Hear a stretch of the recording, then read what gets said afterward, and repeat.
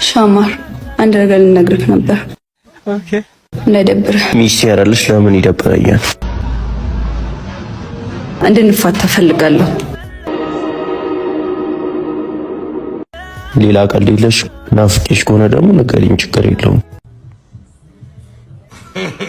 Bitch, I see what you did there. I know.